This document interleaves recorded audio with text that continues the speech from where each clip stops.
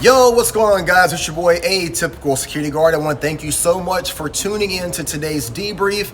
Today, we're going to be doing our subscriber mailbag. That's right, the subscriber mailbag, where I answer the questions that you guys submit to me. As always, if you're getting any benefit from the videos that we are uploading, please like, share, and subscribe. You can just hit the button that looks like this. And like these guys, you can always shoot me an email at safeportsecure@gmail.com, or you can just leave a question in the comments. I'm always excited to read them, and I'd be really happy to answer them. So let's get started. So our first question comes from Randy McDonald. I'm looking at my my iPad off to the side here. So it says, I need your advice. I don't feel safe at my site, and it's dangerous. It's a quick trip gas station, and as an armed security officer, I have people trying to fight me or threaten to kill me.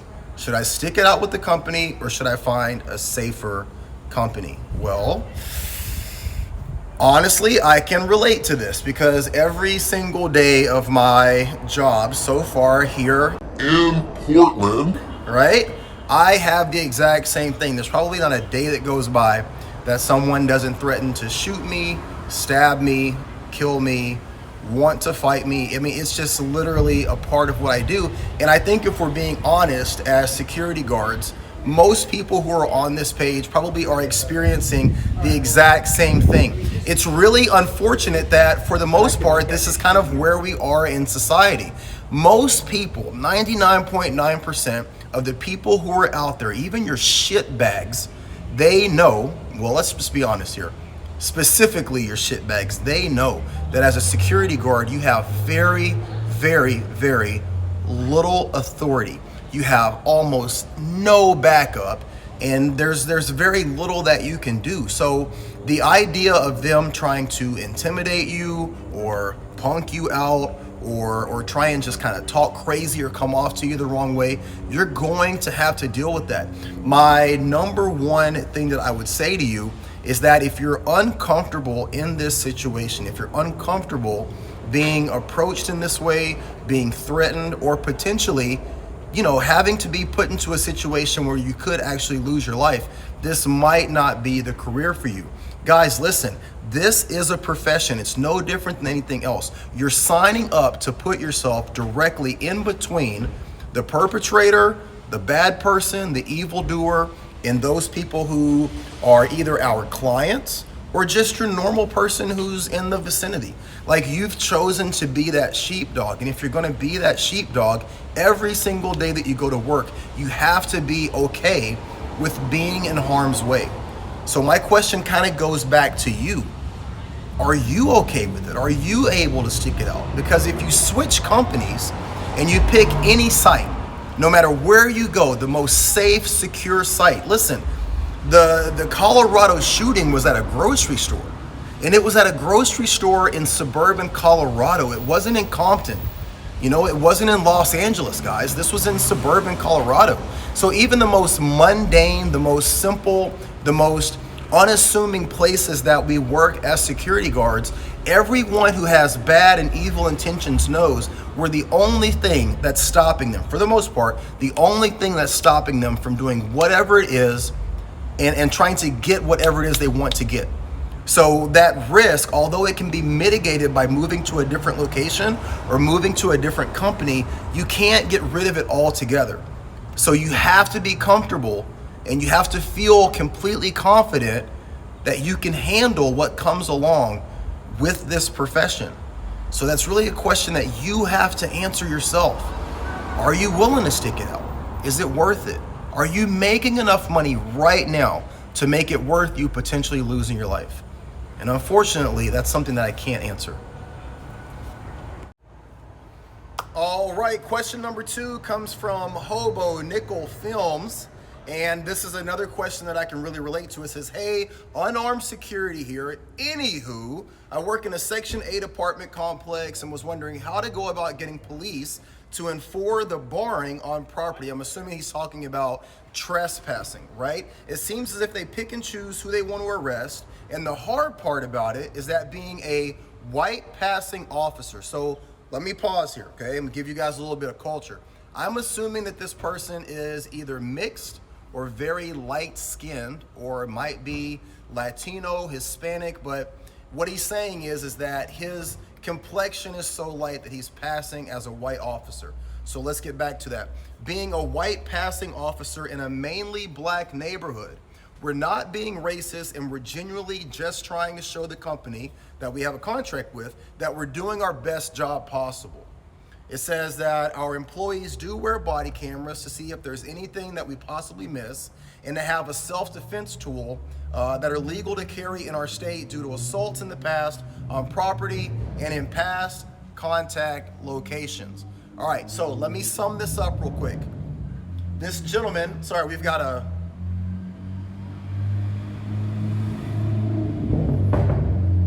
let me do a little side note here, okay?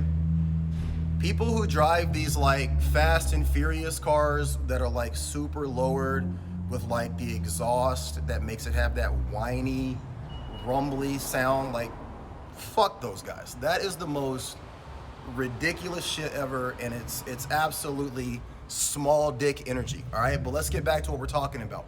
Listen, you are 100% right. You're in a bad situation. This kind of piggybacks off of what Randy McDonald had said in the last question, where he was talking about a second part of his question was talking about how certain companies are only able to get certain contracts, and some of these contracts just seem like shitty, bad, dangerous contracts. You kind of see that a lot, right? Where, you know, these new companies will come on the scene, or maybe smaller companies will come on the scene, and in order to get work, they kind of have to take whatever they can get. Section 8 housing is low income housing. It's rent controlled. You know, there's people, depending on where you're living or what cities you're in, they could be paying as little as $2 a month. $2 a month for that apartment. So if you have really low income areas, right, which these are going to be, you know, the projects or ghettos, that's going to be a haven for drug usage, for drug distribution. It's going to be a haven for criminal activity and crime in general. And if you are working as an unarmed guard in that situation, you have put yourself at the absolute forefront of all potential danger that you can face as a security guard. My personal belief.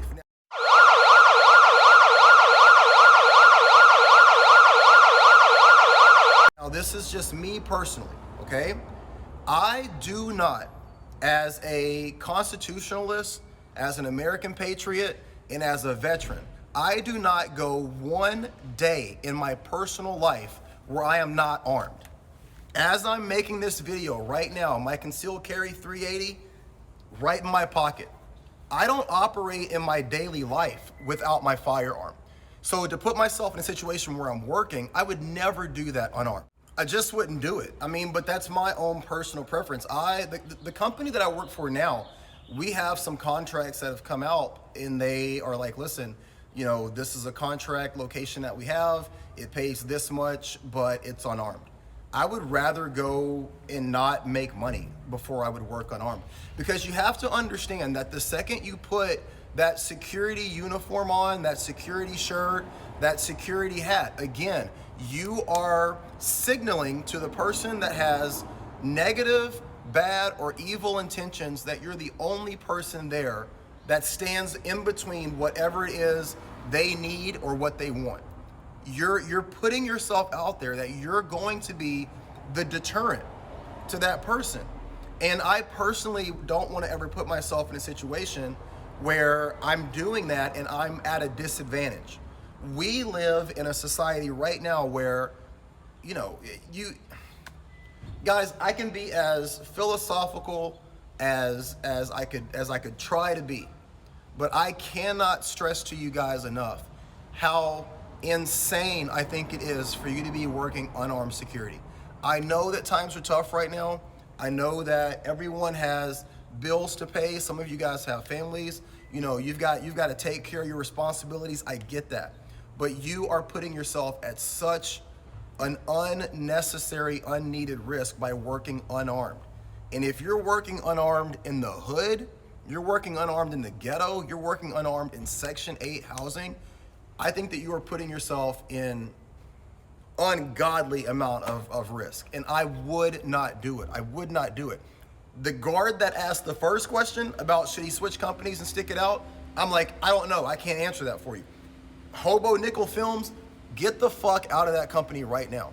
Like, you can do Instacart, you can do DoorDash, you can do almost anything, I'm assuming, and make the same amount of money that you can make doing unarmed security. Get out today if you are doing unarmed security in the ghetto at a Section 8 housing unit before you end up getting fucking killed, okay? And I cannot say that and stress that enough. All jokes aside, all games aside, fuck the YouTube shit, fuck trying to come on here and be articulate and be like positive and all that. I am telling you that you are putting your life in grave danger. If what you wrote me is truly your situation, you need to quit yesterday. And that is my advice, okay? Okay, so this is a quick PS to my guy Hobo Nickel Films, because you did ask a very specific question, okay? For me personally, gun ownership, gun rights, people practicing their Second Amendment, that is so important to me. And I am so passionate about it. Guys, this is an everyday passion for me. This is something that I talk about, something that I post about, something that I care about. It is so important to me. But you did ask me a very specific question and I didn't answer it. Your question was, how do we get the police to respond? Because it seems like the police are picking and choosing what they want to respond to, who they are arresting, who they're giving citations to. And again, like I said before, this is something that I have personal experience with. My answer to that specific question is this: you can't. Unfortunately, when it comes to the police department, there is so much, I don't want to say corruption, but just this attitude. There's an attitude right now, and maybe this attitude has always been there, but it's more prevalent now than ever before. There is an attitude in law enforcement of, we're not being completely supported, we're not being completely backed, that there is this, cancel culture and movement against law enforcement and against police officers. I'm not here to debate that. But what I have personally seen in the police departments that I have had any experience with, there's this general tit for tat. The people don't support us, therefore we're going to be really picky and choosy about the people that we support. The people don't back us, we're not going to back the people. Here in Portland, I told you guys, we've made multiple 911 calls. Some calls taking up to 45 or 50 minutes before we get a response. Being on hold as long as 5 minutes before someone even answers the phone, right? And this all stems from this back and forth attitude between Antifa, which has a holdover here in Portland, our liberal socialist district attorney, and our commissioners who are quote unquote anti-police, okay? So all of this leads to the police department having a response to that by being equally as uncommitted to their job, right? Because at the end of the day, police officers have sworn to uphold the Constitution. They've sworn to protect and work for those people that pay their salary within each city, right? But as the conversation between the public and leadership, it gets more contentious. The only thing that the police feel that they can do to get their point across is to not be available. So the short answer to that is you can't do anything. And that's the unfortunate part, because ultimately the people that really lose in this discussion are the good people. And there are good people that live in that Section 8 housing project that have nothing to do with the politics, that have nothing to do with the cancel culture, that have nothing to do with the drugs and the prostitution and any of the violence. Those are the people that suffer. The little kids and the grandmas that get shot as bystanders, and they don't have anyone to come and help. So I commend you for taking this job. I commend you for trying to intercede and to be that sheepdog and be there to help those people. But the unfortunate thing is that you can't make the cops do anything. So what do? If you're choosing, after my rant about not being armed, take that and put that off to the side. If you're choosing that you have a calling to be there to help these people, because they do need help, the good people, the people that aren't involved in the bullshit, they do need help. And most often, they're not going to get it from the fucking police. So it might be you. It might be your company. You guys might be the only ones that are there. So if you're choosing to take that responsibility, you cannot worry about what the cops do. So you have got to get the most training that you can. You have got to work on your situational awareness. You've got to work on your de-escalation techniques. You've got to work on your communication. You have to do every single thing that you can to be of benefit to that community. Maybe the only thing that you can do is get CPR certified, tourniquet certified. You be ready to help when things go south. And if that's the only benefit that you can bring to those people, that is more than what you're going to probably get from the police department. And that's why I think it is so important for us as security guards to take our job serious, because now more than ever, you don't have a police department that is putting the needs of the people first. And that's where we come in. That's where we step in. That's where we fill that gap. And you have a great opportunity. If you are deciding that you're going to be that sheepdog, you can fill that gap. And you can fill that gap in the smallest way possible, by just being there. And that's my advice. Be great.